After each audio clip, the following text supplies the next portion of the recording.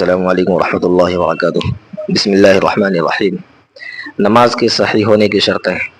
چونکہ نماز کا اہتمام سب عبادتوں سے زیادہ ہے، اس وجہ سے اس کی شرائط بھی بہت ہیں۔ اس مقام پر صرف ان شرطوں کو بیان کرتے ہیں جن کی ضرورت ہر نماز میں پڑتی ہے۔ بعض شرائط جو کسی خاص نماز سے تعلق رکھتی ہیں، جیسے جمعہ کی نماز کے شرائط، ان کا ذکر اسی مقام پر کیا جائے گا جہاں ان نمازوں کا بیان ہوگا۔ ان شرائط کا بیان احقر کی مرتب کردہ نماز کتاب مسائل نماز و جمعہ و عیدین میں ملاحظہ ہوں۔ پہلی شرط طہارت یعنی پاکی۔ نماز پڑھنے والے کے جسم کو نجاست حقیقیہ سے پاک صاف ہونا چاہیے، خواہ غلیظہ ہو یا خفیفہ، مریہ ہو یا غیر مریہ، یعنی دکھنے میں آتا ہو یا چھپا ہوا ہو۔ ہاں اگر بقدر معافی ہو تو کچھ مذائقہ نہیں ہے، مگر افضل یہ ہے کہ اس سے بھی پاک ہو۔ اسی طرح نجاست حکمیہ کی دونوں فردوں حدث اکبر و حدث اصغر سے بھی پاک ہونا چاہیے۔ نماز پڑھنے والے کے لباس کو نجاست حقیقیہ سے پاک ہونا چاہیے۔ نماز پڑھنے کی جگہ نجاست حقیقیہ سے پاک ہونی چاہیے۔ ہاں اگر بقدر معافی ہو تو کچھ حرج نہیں۔ نماز پڑھنے کی جگہ سے وہ مقام مراد ہے جہاں نماز پڑھنے والے کے پاؤں رہتے ہوں، اور سجدہ کرنے کی حالت میں جہاں اس کے گھٹنے، ہاتھ اور پیشانی اور ناک رہتی ہوں۔ مسئلہ: اگر کسی ناپاک جگہ پر کوئی کپڑا بچھا کر نماز پڑھی جائے تو اس میں یہ شرط ہے کہ وہ کپڑا اس قدر باریک نہ ہو کہ اس کے نیچے کی چیز صاف طور پر اس سے نظر آئے۔ دوسری شرط ستر عورت، یعنی نماز پڑھنے کی حالت میں اس حصہ جسم کو چھپانا فرض ہے جس کا ظاہر کرنا شرعاً حرام ہے، خواہ تنہا نماز پڑھے یا کسی کے سامنے۔ اگر کوئی شخص کسی تنہا مکان میں نماز پڑھتا ہو یا کسی اندھیرے مقام میں تو اس پر بھی ستر عورت فرض ہے، یعنی جس حصہ کا دوسرے شخص پر ظاہر کرنا حرام ہو، اگرچہ کسی غیر شخص کے دیکھنے کا خوف امکان نہیں۔ ہاں اپنی نظر سے چھپانا شرط نہیں۔ اگر کسی کی نظر اپنے پوشیدہ جسم پر نماز پڑھنے کی حالت میں پڑ جائے تو کچھ حرج نہیں ہے۔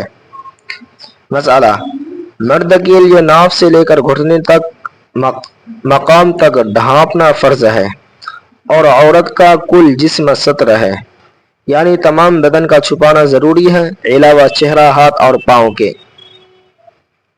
تیسری شرط استقبال قبلہ، یعنی نماز پڑھنے کی حالت میں اپنا سینہ کعبہ مکرمہ کی طرف کرنا شرط ہے، خواہ حقیقتاً ہو یا حکماً، اور کعبہ کی طرف منہ کرنا شرط نہیں، ہاں مسنون ہے۔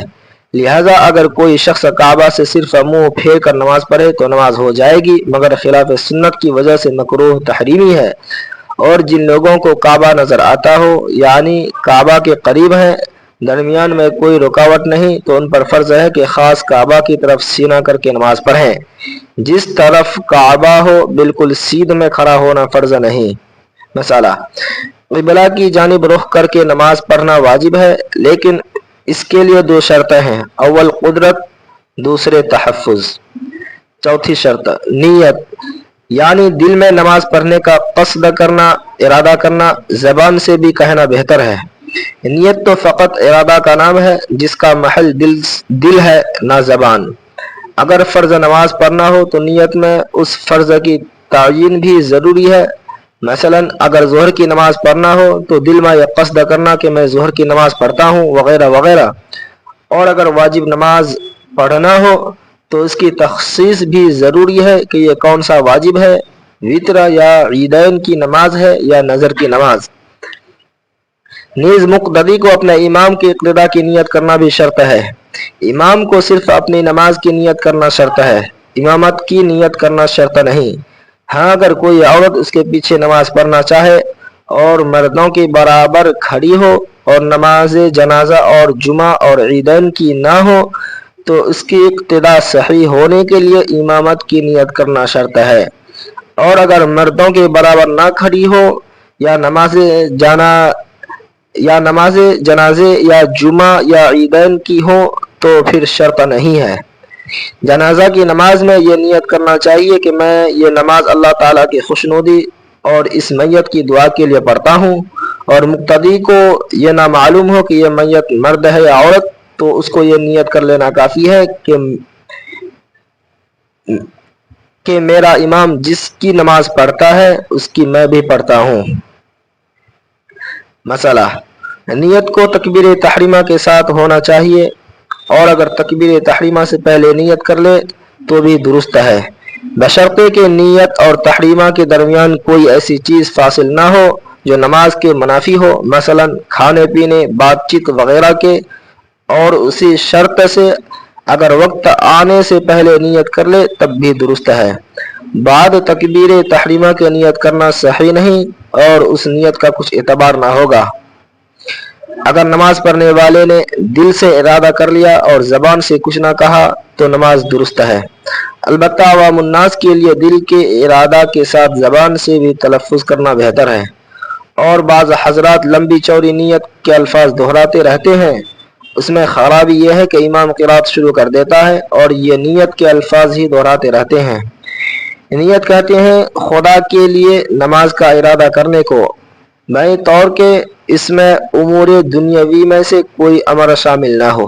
پانچویں شرط تکبیر تحریمہ، یعنی نماز شروع کرتے وقت اللہ اکبر کہنا یا اس کے ہم معنی اور کوئی لفظ کہنا، چونکہ اس تکبیر کے بعد نماز شروع ہو جاتی ہے۔ کھانا پینا، چلنا پھرنا، بات چیت کرنا، اکثر وہ چیزیں جو خارج نماز میں جائز تھیں وہ حرام ہو جاتی ہیں، اس لیے اس کو تکبیر تحریمہ کہتے ہیں۔ تحریمہ کے صحیح ہونے کی 8 شرطیں۔ نمبر 1، تحریمہ کا نیت کے ساتھ ملا ہوا ہونا، خواہ حقیقتاً ملی ہو۔